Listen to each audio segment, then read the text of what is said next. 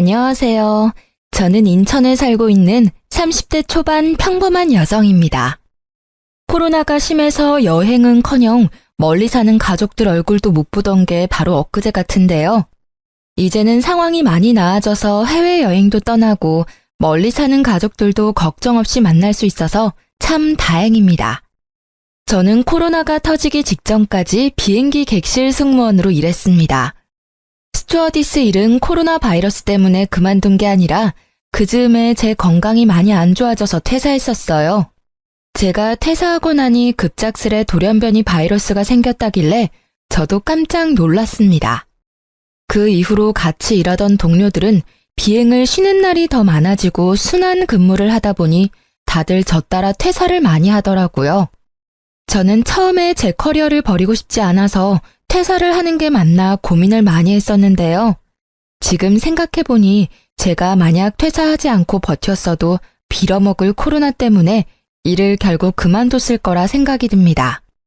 게다가 제가 승무원 일을 그만둔다 해도 제가 일했던 경력이 다 사라지는 건 아니니까요.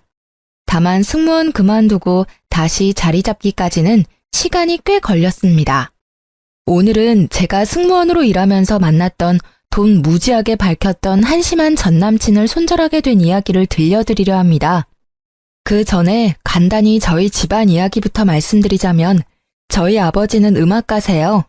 아버지께서는 작사, 작곡을 둘 다 하셨는데 현재는 일을 쉬고 계세요. 8년 전 위암에 걸리셔서 그때부터 경제적인 활동은 하지 못했습니다. 젊은 시절 어머니께서는 경제적인 조건보다 오로지 아버지 인품만 보시고 결혼하셨대요. 가난한 예술가인 아버지께서 돈이 어디 있으셨겠어요. 하지만 정말 부자는 마음이 넓은 사람이잖아요. 제가 어렸을 때나 기억 속이나 지금이나 저희 아버지께서는 한결같이 가족을 아끼시고 사랑하시는 다정한 분이셨어요. 그래서인지 저도 엄마처럼 아빠를 닮은 사람이랑 결혼하고 싶다는 생각을 많이 했습니다. 음악가인 아버지께서는 수입이 일정하지 않았고 벌어도 그 벌이가 많지 않으셨대요. 그래서 어머니께서는 항상 일을 하셨습니다. 작은 회사 격리로 일하시던 어머니께서는 저를 임신하시고부터 회사를 그만두고 경력이 단절되셨습니다. 그래서 어머니께서는 육아를 하면서도 바로 할 수 있는 일이 뭘까 고민하시다가 정수기 파는 일을 하면서 저희 가족을 이끌어 나가셨어요. 그러던 중에 저희 아버지께서 갑작스레 쓰러지셨습니다. 아버지께서는 작곡 일을 하시면서도 돈이 안 될 때는 공사장에서도 일용직으로 일을 하셨는데요. 돈을 많이 못 벌어다 줘서 언제나 미안하다는 말을 달고 사셨던 아버지께서 암 때문에 힘없이 병상에 누워 계시는데 눈물이 왈칵 쏟아지더군요. 암조차도 아버지 탓이라며 우시는데 마음이 너무 안 좋았습니다. 저와 어머니는 그런 아버지가 더 이상 무너지지 않게 지키는 일밖에 할 수 없었어요. 게다가 저는 한창 승무원 면접을 보던 때라 아르바이트를 고정적으로 할 수 없었고 어머니 정수기도 잘 안 팔리는 때였어서 그때가 가장 저희 집의 암흑기였습니다. 그즈음 정말 운 좋게도 저는 그토록 바라던 항공사에 최종 합격을 했습니다. 그렇게 아버지가 치료에만 전념할 수 있도록 항공사를 3년 동안 열심히 다녔어요. 대학병원에서 독한 항암 치료와 수술을 병행했고 다행히 아버지는 그 힘든 병마를 이기셨죠. 퇴원하시고 나서 간병에 힘쓰셨던 엄마는 다시 정수기 회사에 복직하셨습니다. 그때쯤 저는 욕심이 많아서 회화학원을 등록했어요. 외국인분들과 소통을 할 수 있는 정도였지만 조금 더 유창하게 잘하고 싶었거든요. 남자친구와의 첫 만남은 바로 그 직장인 영어학원에서였어요. 제가 비행 근무 시간이 바뀌거나 비행이 연착되면 시간이 없어 승무원 머리를 풀지 못하고 학원에 갔는데요. 그 뽕이 들어가고 올백인 머리 스타일을 어필하고 하는데 어떤 남자가 제 헤어스타일을 보고 아는 채 말을 걸어오더군요. 승무원 준비생이신가 봐요. 아, 네. 저도 아는 동생이 그쪽 분야에 일해서요. 열차 승무원? 아니면 항공 승무원? 어떤 쪽 준비하세요? 항공 승무원이요. 너무 예뻐요. 승무원 꼭 붙을 것 같아요. 저는 한 번도 대화 나눈 적 없는 사람이 살갑게 말을 걸어오는 게 좀 불편했습니다. 제 몰골도 일하다 와서 형편없다고 생각했으니까요. 그래서 애써 가짜 웃음을 짓고는 불편하게 수업을 들었어요. 하지만 남자는 아랑곳하지 않고 서로 친해졌다고 생각했는지 복도에서 종종 마주칠 때마다 참 반갑게도 인사를 하더라고요. 성아씨, 안녕하세요. 네, 안녕하세요. 전 처음엔 아예 관심이 없어서 이름조차 몰랐는데 그 남자는 제 이름을 기억하고 엄청 친근하게 부르더라고요. 그것조차 부담스러워서 저는 늘 딱딱하게 대답하곤 했습니다. 하지만 한결같이 만날 때마다 제게 반갑게 웃으며 인사하는 사람한테는 눈길이 갈 수밖에 없더라고요. 보다 보니 성격도 쾌활하고 사람이 괜찮아 보였어요. 연애라고는 고등학교 때 선배 짝사랑한 거 말고는 해본 적 없는 저는 남자에 대해서 잘 몰랐거든요. 당연히 남자 보는 눈이 그때 있을 리가 없었죠. 처음에는 거절했는데 우연히 승객으로 탄 그 사람을 우연히 만나게 됐는데요. 조금 알고 지냈다고 그 순간 얼마나 반갑던지. 지금 생각해보면 그날따라 무척 힘들었던 비행이어서 그랬던 것 같네요.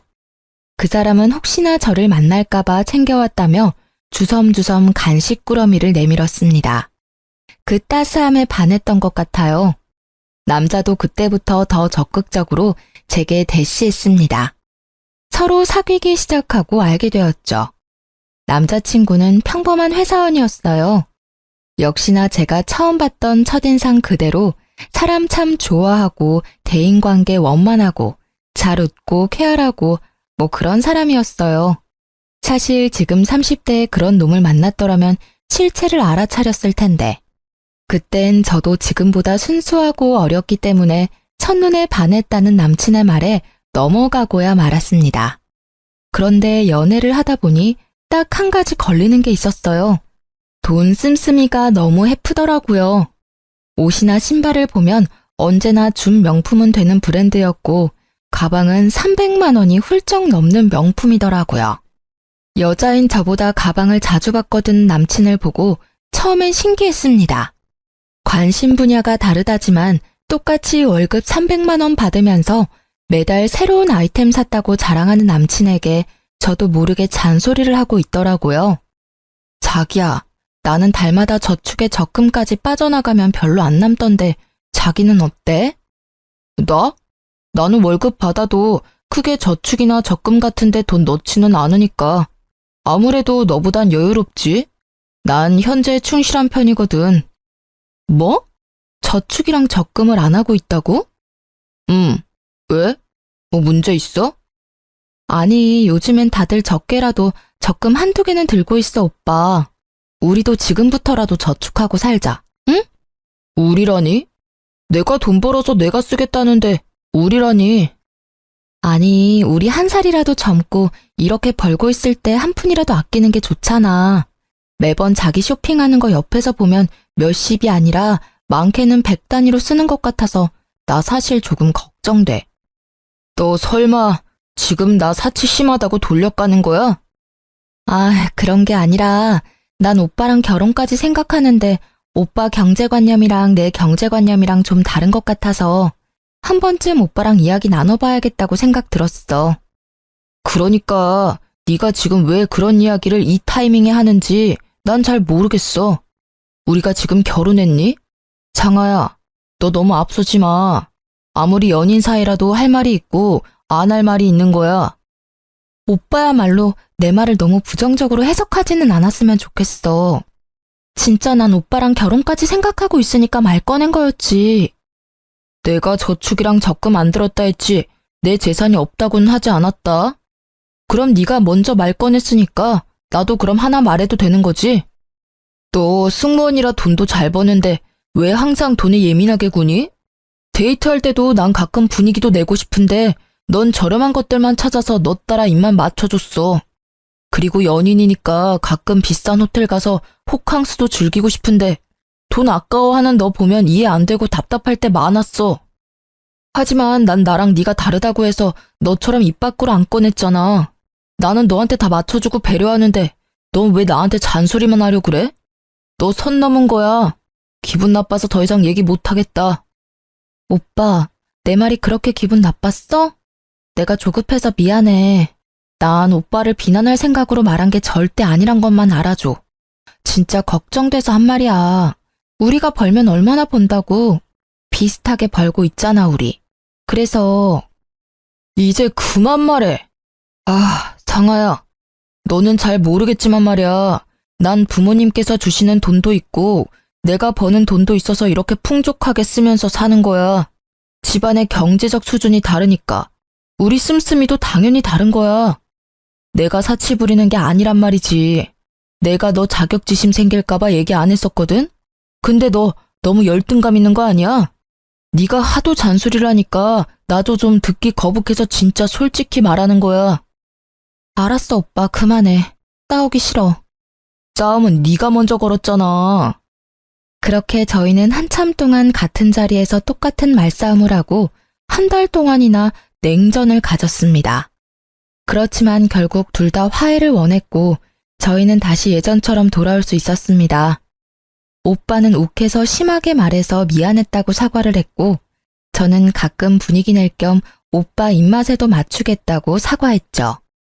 지금 생각해보면 그때 왜 다시 만나기로 했는지 제 스스로가 굉장히 멍청하다고 생각들었습니다. 그런데 그 남자를 전부 다 겪고 나서 다시는 그런 남자 안 만나야지 하고 인생을 배우는 기회도 됐던 것 같아서 이제는 자책하며 후회는 안 하려고 합니다. 그때는 제가 더 어렸어서 판단력이 흐렸거든요. 그냥 남친의 말을 들으니 제 자신이 궁상 맞은 거란 생각도 들고 남친의 말대로 집안의 경제적인 상황은 각자가 다르니 씀씀이도 다를 수 있겠구나 생각했네요. 그래서 그 순간은 미친 듯이 창피해서 그 이후론 돈에 관한 얘기는 절대 안 꺼냈습니다. 그냥 재력에 따라 다르게 사는 거라 틀린 게 아니라 다를 수밖에 없는 어쩔 수 없는 일이라 생각했어요. 그 이후로는 남친의 집안이 경제적으로 풍족한 집안이란 것도 자연스레 알게 됐습니다. 남친도 굳이 숨기려 하지 않았어요. 어머님이 해주셨다는 비싼 명품 시계를 보고 한번 몰래 속으로 놀라기도 했습니다. 자세히 알지는 못했지만 남친의 말로는 어머니께서 금융업계에서 일하신다 하셔서 제가 얼마나 남친에게 가짜는 조언을 했나 싶어 얼굴이 화끈하기도 했어요. 당연히 돈에 대해 잘 아시는 어머님께서 잘 관리하실 거라 생각이 들었으니까요. 그래도 외제차를 타고 다니고 명품을 좋아하는 남친은 남들이 보기에 허세는 있어 보였지만 심성은 착하다고 생각했어요. 집이 여유로워도 딴 길로 안 새고 회사도 착실하게 잘 다니고 있었으니까요. 무엇보다 남자친구가 저희 부모님께 굉장히 살갑게 구는 모습이 예뻐 보였어요. 아들처럼 굴면서 능글맞게 밥 한 끼 얻어먹는 남친의 인간적인 모습이 참 좋았거든요. 어머니, 오랜만에 어머니가 해주신 된장찌개 먹고 싶어요. 아이고, 어깨 주물러 준 값으로 얼마든지 먹고 싶은 거 내가 다 해줄게. 저는 그냥 청양고추 가득 썰어 넣은 된장찌개 말고는 다른 반찬 필요 없어요. 둘이 뭐야? 나 왕따 시켜? 우리 딸 분발해야겠어. 아들이 주물러 주는 게 훨씬 시원하더라. 치, 엄마 딸 서운해? 뭐해? 경쟁자. 이제 어머니 밥하실 동안 아버님 다리 주물러 드리러 가자. 에헤이, 난 됐어. 손님으로 왔으면서 무슨 다리를 주물러. 그냥 상아랑 놀다가 들어가. 에이, 예비사위가 해드릴게요. 예비사위는 무슨, 식장 들어가기 전까지 모른다. 아빠께서는 매번 식장 들어가기 전까지는 모른다며 남친의 손길을 거부하셨어요. 가끔 아빠의 냉정한 모습에 서운해하는 남친을 보며 엄마께서는 분위기만 내는 거지 진지하게 받아들이지 마라 하셨죠. 그런데 요즘은 엄마께서 전 남친 얘기만 나오면 잘해준 게 후회되신다며 엄청 억울해하세요. 그럼 아빠는 이렇게 말씀하시곤 합니다. 여보, 그니까 내가 식장 들어가기 전까지는 아무도 모른다고 했지요? 그러니까요, 여보. 앞으로는 내가 꼭 당신 말 새겨드릴게요. 역시 우리 집에서 당신이 제일 현명해. 엄마, 아빠 죄송해요. 하나밖에 없는 딸내미가 남자 번호는 없어서 그런 놈 만나서요. 아니다. 너가 왜 미안해하니? 다 인생 경험이지. 그럼 그런 남자를 만나봐야 이상한 놈 거르고 좋은 놈 만나지. 이렇게 역시 아빠가 제일 현명하시다고 지금까지 저희 가족에게 회자되는 일입니다. 그럼 이렇게 사이좋았던 제 남자친구가 왜 전 남자친구가 됐는지 그 이유가 슬슬 궁금하실 것 같아요. 놀랍게도 헤어지자는 말은 제가 아니라 남자친구 입에서 먼저 나왔습니다. 결국 결판 지은 건 저였지만요. 아무래도 제가 승무원이다 보니 부모님 주변 분들 중 선짜리를 권유하시는 분들이 많았습니다. 선짜리 거절하는 것도 행복한 고민이시라며 엄마께서는 자연스레 남친과 결혼은 언제쯤 할 거냐고 여쭤보셨습니다. 결혼도 어느 정도 모은 돈이 있어야 하는 거잖아요. 저는 돈 때문에 망설이는 것도 없지 않아 있었습니다. 그래도 결혼을 하게 된다면 당연히 남친이랑 하겠지. 제 마음속으로 늘 생각했어요. 부모님은 그런 제 마음을 알아채셨는지 아빠의 저작권료 통장을 제게 내미시더라고요. 딸, 그동안 아무리 힘들어도 아빠랑 내가 이 통장은 안 건드렸다. 나중에 너 결혼하는데 단 몇 푼이라도 보태고 싶어서 말이다. 나중에 통장 정리하고 그 안에 있는 돈은 너 결혼 자금으로 써. 엄마, 아빠. 부모님의 응원에 저는 용기를 내서 남친에게 결혼에 대해 물어봤습니다. 오빠, 우리 결혼 말이야. 당장 구체적으로 계획을 세우는 건 아니더라도 대충이라도 그려놔야 하지 않나? 결혼? 그런데 생각보다 남친의 반응이 뜨뜨미지근하더군요. 그날은 그렇게 결혼에 대해 제대로 이야기도 못 해보고 대화가 흐지부지 흘러갔습니다. 게다가 집에 돌아와 생각해보니 남친과 2년가량 만났는데 저는 남자친구 집에 한 번도 놀러 간 적이 없더라고요. 남자친구 아버님은 돌아가셨고 어머님 한 분 계셨는데 매번 남친의 입으로만 안부를 듣고 한 번도 인사드린 적이 없다는 걸 그제야 깨달았습니다. 먼저 그런 말 꺼낸 적 없던 남친에게 은근히 서운도 했고 오히려 남친은 살갑게 저희 집에 잘 오는데 제가 미처 못 챙긴 건 아닌가 아차 싶기도 하더라고요. 자기야, 주말에 집에 한번 와. 엄마가 보고 싶으시대. 진짜? 우리도 이제 혼기 꽉 찼으니까. 연애만 하다가 헤어지는 커플들 많이 봤으니까 저도 남친과 그런 사이가 될까봐 좀 걱정스러웠는데 저 혼자만 허물켠 게 아니라 생각하니 너무 행복했습니다. 저는 과일 바구니를 들고 남친 집을 찾아갔습니다. 그런데 마중 나온 남친의 얼굴이 어둡더라고요. 오늘 너무 힘준 거 아니야?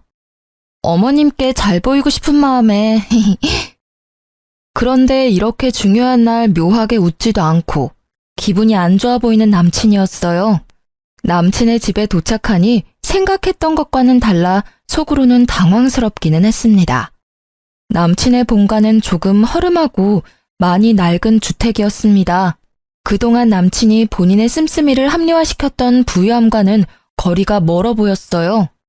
저는 그 점이 싫은 게 아니라 남친이 해왔던 말과는 전부 다르니 속으로는 좀 황당했습니다.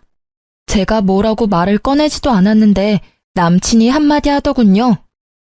여기도 곧 재개발 될 거야. 그래서 아직까지 안 팔고 엄마께서 두시는 거야. 아, 그래? 저는 그냥 그렇구나. 내가 또 뭘 몰랐구나 싶었어요. 요즘 부동산 투자한다고 사서는 그곳에 실거주 하시는 분들도 많으니까요.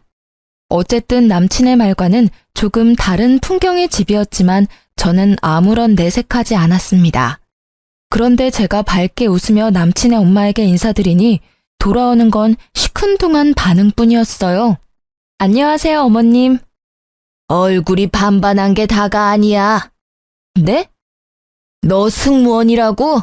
거기서 언제까지 일할 수 있는데? 가족이면 항공권은 공짜로 받을 수 있나? 난 죽어라 이래서 한평생 내 아들 먹여 살렸다. 너도 설마 결혼한다고 일 그만둘 생각은 아니지? 난 살림도 바깥일도 다 할 수 있는 완벽한 며느리를 원한다.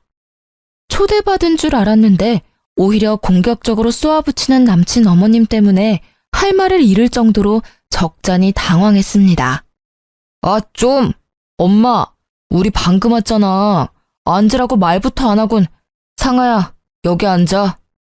남친도 그 상황이 짜증나는지 잔뜩 예민해 보였어요. 알아서 앉으면 되는 거지. 뭘 앉으라고 말해야 앉아? 아, 죄송합니다. 실례하겠습니다. 집에 어른들은 뭐 하시니? 에휴, 없는 집끼리 만나면 무슨 미래가 창창하겠어. 너도 참 너 좋다는 넉넉한 집 딸들 두고 왜 이런 애를? 사람 앞에 앉혀두고 무안하게 만드는 남친 엄마 때문에 정말이지 도망가고 싶더라고요. 아, 네. 저희 엄마는 정수기 회사에서 일하시고요. 아버지께서는 음악가세요. 아버지는 몸이 안 좋으셔서 현재는 쉬고 계십니다. 뭐? 엄마가 정수기? 아유, 게다가 아빠는 뭐? 아니, 결혼해서도 부양해야 하는 거 아니야? 참 곤란하다. 넌 어디 아픈 데 없냐? 건강한 거 맞아? 아들, 이 상황 엄마는 매우 당황스럽다. 엄마, 얘기 좀 제대로 들어보고 말씀하세요. 아버님 암투병 하셨었는데 지금은 완치하셨어요. 그럼 뭐하니? 암은 가족력이 얼마나 중요한데. 너 지금 건강하냐니까? 저 일하면서 건강이 조금 나빠져서 승무원은 일은 올해까지만 하면 어떨까 생각하고 있습니다. 항공 관련 강사를 준비하고 싶어서 알아보는 중입니다. 한동안 정적이 흐르고 남친은 자기 엄마와 똑같이 멋씹은 얼굴을 하고 있더라고요. 남친 엄마는 골똘히 생각하다 제게 버럭 소리를 지르기 시작했습니다. 뭐? 멀쩡한 승무원 일 그만두고 뭐가 어째? 아들, 넌 이런 애를 며느리감이라고 데리고 온 거야? 집안은 모자라도 승무원이라길래 웬만하면 내가 이 결혼 허락해주려고 했다. 너 일 그만두면 절대 내 아들이랑 결혼 못한다. 그렇게 중요한 일을 상의도 없이 너 혼자 생각하다 이제 말해? 애초에 취직할 생각이었냐? 내가 좀 산다니까 빌붙고 싶었어? 와, 뒤에서 승무원 그만둘 계획하고 있었던 거 소름 돋는다. 너 설마 아직도 내가 진짜 너한테 첫눈에 반한 줄 알아? 그런 척 한 거야. 너 얼굴 그 정도면 반반하고 여친이 승무원이면 내 기도 살고 월급도 많이 버니까 결혼 생각하고 만난 거라고. 승무원 그만두면 나랑 헤어질 각오해. 분명히 말했다. 너 일 그만두면 나랑 헤어지는 거야. 너의 메리트는 승무원이라는 그 이름값이야. 저는 참다 못해 남친의 뺨을 날렸습니다. 두 모자의 태도가 정말 기가 막혔어요. 어디 예비 신랑 뺨을 때려? 예비 신랑이라뇨. 나 진짜 어이가 없어서. 저도 승무원 이름값 운운하는 남자랑 결혼할 생각 없어졌네요. 제가 너무 아까워서 이런 집안에 시집 못 오겠거든요. 그리고 아줌마, 어떻게 처음 뵙는 자리인데 인사도 안 받아주고 물 한 잔 없이 취조부터 하나요? 저 무슨 잘못해서 경찰서 조사받으러 온 줄 알았어요. 너도 그래. 너 그동안 엄마가 금융업계 다니고 집은 50평대고 집안에 자산 많고 나랑은 수준이 다르다며. 너란 사람 온통 거짓말 투성인데 들어오는 순간까지 내가 참았어. 그런데 돈은 없어도 예의 없고 인성 모자란 집이랑은 나도 절대 결혼할 생각 없거든? 김칫국 마시지 마. 뭐, 아줌마? 트트 싸가지 봐라. 제가 자리를 박차고 일어서자 남친 엄마는 제게 버릇없다며 들어본 적 없는 욕짓거리를 퍼붓더라고요. 네네, 이왕 버릇 없는 김에 가져온 과일 바구니도 도로 가져갈게요. 제 돈 썼는데 여기 두고 가기엔 너무 아까워서요. 집에 가서 맛있게 먹겠습니다. 안녕히 계세요. 그건 두고 가. 들고 왔는데 그걸 또 도로 가져가는 게 어딨니? 직접 사드세요. 아들한테 사달라고 하던가요.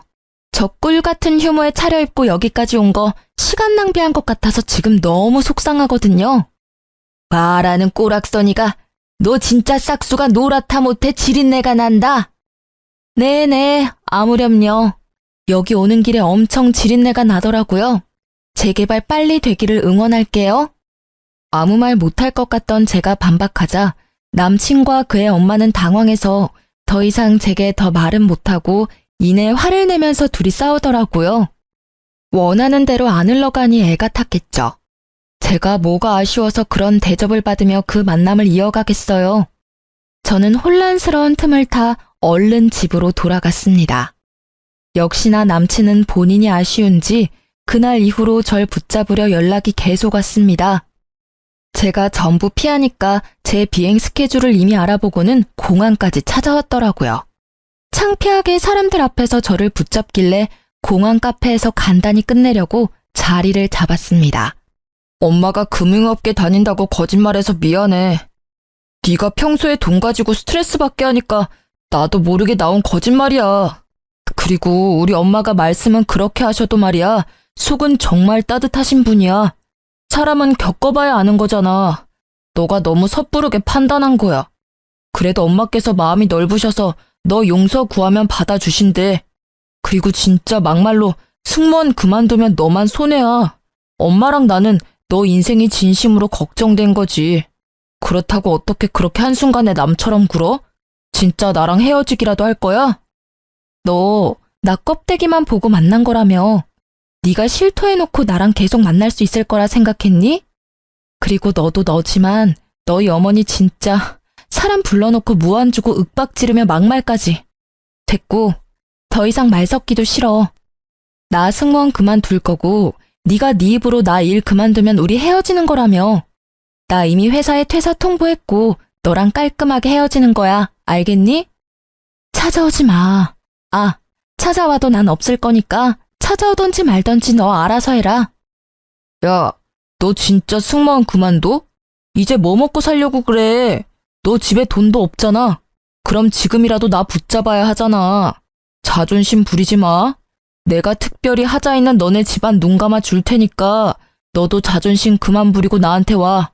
그 정도 했으면 됐잖아? 너 미쳤니? 지금 나보고 뭐? 하자? 맞잖아.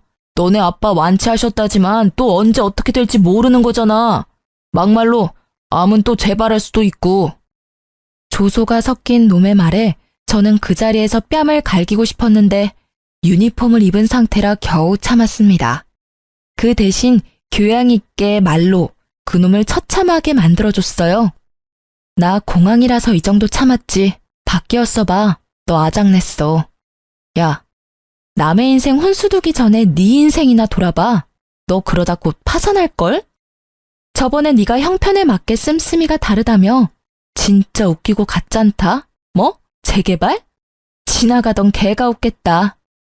너 그렇게 안 봤는데 지금 우리 집 평가하는 거야? 좀 낡기는 했어도 그거 우리 엄마 집이야. 재개발 가능성도 있거든? 게다가 우리 엄마 나한테 손 한 번 안 벌리시고 지금까지 열심히 일하시면서 나 용돈 주시는 분이야. 모욕하지 마. 너야말로 지금 보니 나 껍데기 보고 만난 거 아니야? 내가? 널 뭘 보고? 아, 내가 말 안 했었나? 우리 집 곧 이사해. 뭐? 무슨 돈이 있어서? 네가 알 바야? 거짓말하지 마. 돈 나올 구석 없는 집안인 거 내가 뻔히 아는데. 맘대로 생각해. 그대로 무시하고 가려하자 전 남친은 궁금한지 끝까지 물고 늘어지더라고요. 간신히 공항 보안팀의 도움을 받아 그 끈질긴 놈을 퇴치할 수 있었습니다. 이게 다 어떻게 된 일이냐고요? 아빠가 주셨던 저작권료 통장을 정리했더니 아빠의 말씀과는 다르게 상상도 못할 엄청난 액수가 들어있었습니다. 아빠는 제가 정리해온 통장 내역을 보시곤 엄마와 한참 우셨었죠. 그동안 정신없이 사느라 몰랐는데 어떤 프로그램을 통해서 옛날 아버지가 작곡한 노래가 많이 이슈가 됐더라고요. 그 계기로 계속 저작권료가 들어오는 듯 했습니다. 살다 보니 이런 날도 있구나 싶었어요. 그 뒤로도 그놈은 술 취해서 제발 다시 생각하라며 돈은 어디서 난 거냐 집착을 해대서 저는 번호도 바꿨습니다. 무시하고 차단해도 어떻게 이 번호 저 번호로 다양하게 연락을 해왔거든요. 저희 부모님께서도 모든 사실을 아시고 경악하셨어요.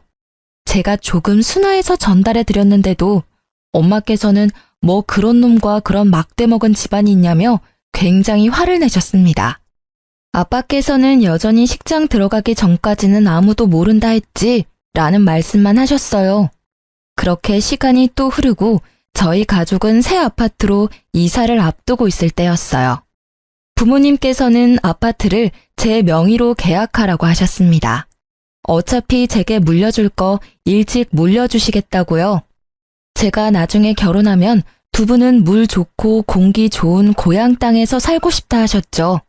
그런데 결혼은 고사하고 그 미친놈 때문에 연애든 결혼이든 다 질려버렸거든요.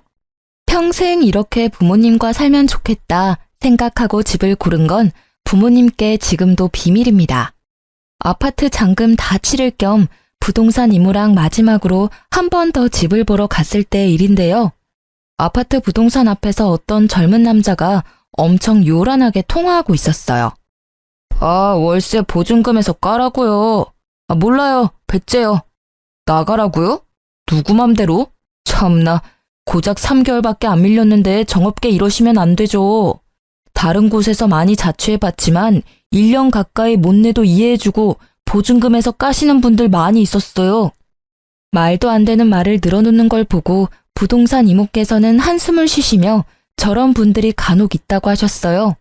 저는 그렇구나 하며 힐끔 봤는데 전 남친이라 깜짝 놀랐습니다. 그거 참 더럽고 질긴 인연이다 싶어서 얼굴을 가린 채 사무실 안으로 들어갔죠. 아파트와 오피스텔이 같이 있는 곳이었는데 부동산 이모께 들으니 그 오피스텔이 신축이라 보증금도 높고 월세에 관리비까지 100만 원이 넘는 돈이었어요.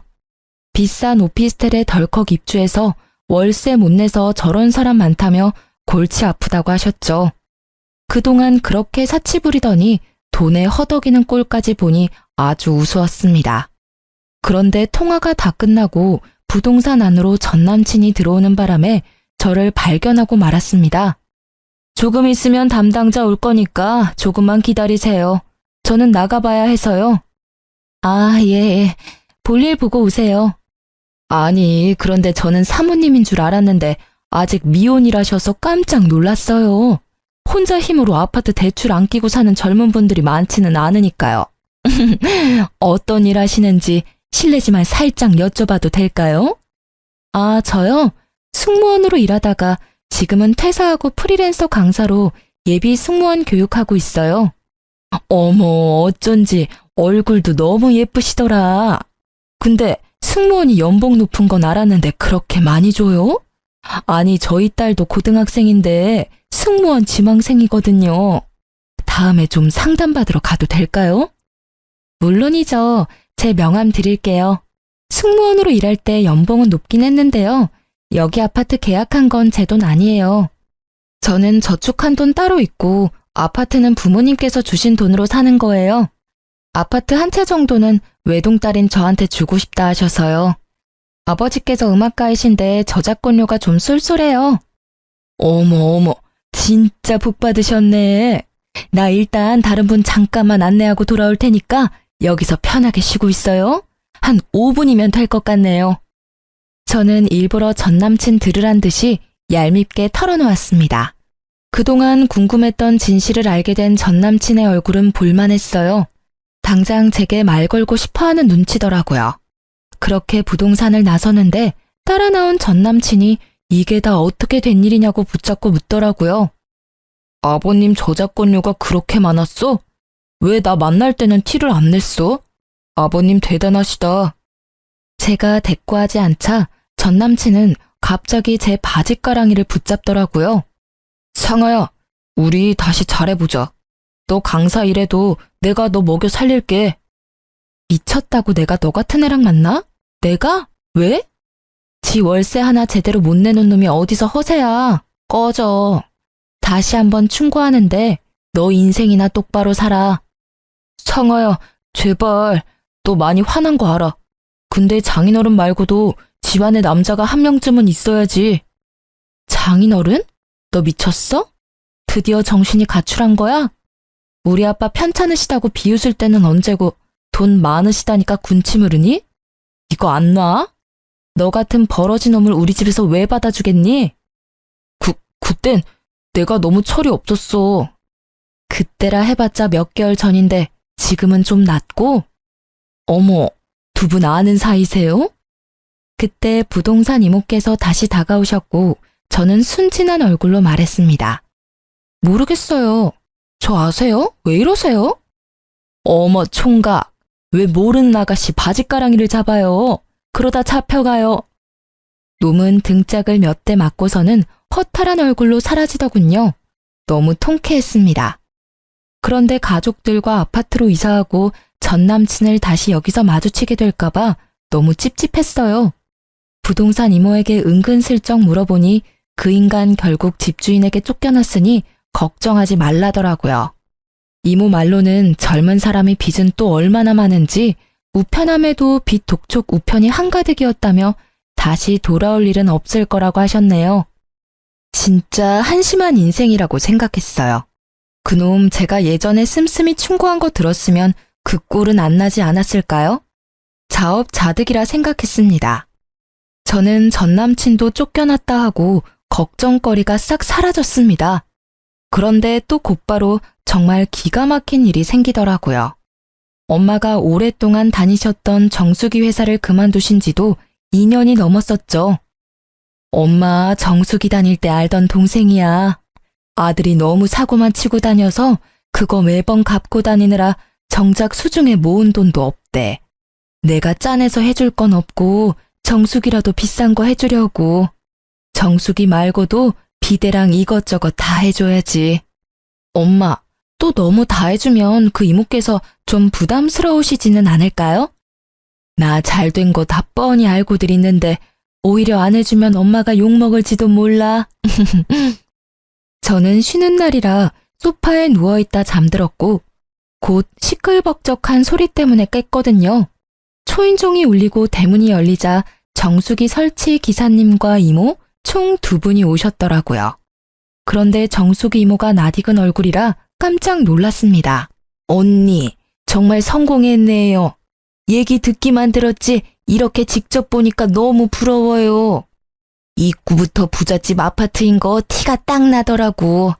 성공해서도 이렇게 저 잊지 않고 챙겨줘서 고마워요. 이거 별거는 아니지만 귤 한 봉지 사왔어요. 이런 걸 뭐하러 사와? 아유, 잘 먹을게. 들어오세요들. 딸, 엄마 손님들 오셨어. 그만 자고 일어나. 그 말로만 듣던 공주 직접 보는 거야? 우리 공주 쉬는 날이라 자다 깨서 몰골이 좀 그렇네. 안녕하셨어요? 저는 전 남친 엄마를 먼저 알아보고 아주 썩은 미소를 지었습니다. 화들짝 놀라서 귤봉지를 떨어뜨리는 전 남친 엄마를 보고 엄마는 왜 그러냐고 당황하셨습니다. 엄마, 그때 나 물 한 잔도 안 주고 하대하던 전 남친 엄마 기억나지? 그 몹쓸 놈이랑 그 몹쓸 놈 엄마라는 사람? 이분이야, 엄마. 뭐? 언니, 그게 아니라요. 얘, 너 정말 미옥 언니 딸이니? 아니, 정수가 지금 내 딸 하는 말이 사실이냐? 언니, 그게, 아유, 미안해요. 나도 내 코가 석자라 뭐 할 말이 없네요. 참나, 그놈 엄마가 정수기 넣으라는 말이지? 정수기 계약은 없던 걸로 해야겠다. 다른 제품 계약도 안 할 거야. 당장 돌아가. 기사님 죄송해요. 설치 안 해주셔도 돼요. 제가 출장비는 입금해 드릴게요. 기사님께서 먼저 나가시자 무릎 꿇고 비는 전 남친 엄마였어요. 언니, 내가 미안해요. 그런데 내가 요즘 좀 힘들어서 그런데 이번 계약만 좀 어떻게 안 될까요? 당장 내 집에서 나가라. 내 딸이랑 더 이상 한 공간에 있는 꼴 못 봐. 저기 아줌마, 집에 과일이 많아서요. 귤은 도로 가져가서 아들이랑 드세요. 저는 얄밉게 그분께 귤봉지를 쥐어주며 배웅했습니다.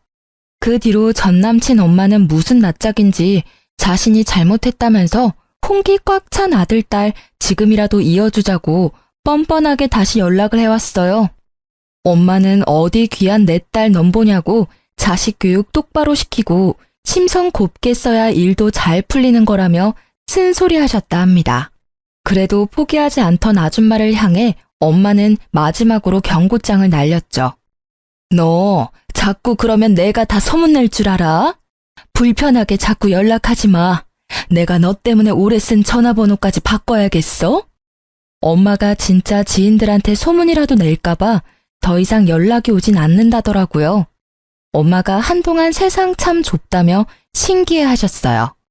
좋은 마음으로 친한 후배 도와주려 했더니 그런 인성을 가졌는지 꿈에도 몰랐었다며 세상 참 오래 살고 볼 일이라고 말이죠. 전 남친 엄마를 보면서 이 세상 생각보다 좁으니 당장 인연이 아니더라도 내일 다시 어떻게 그 인연을 마주칠지 모르니 평소에 심성을 곱게 써야 한다는 생각이 들었어요.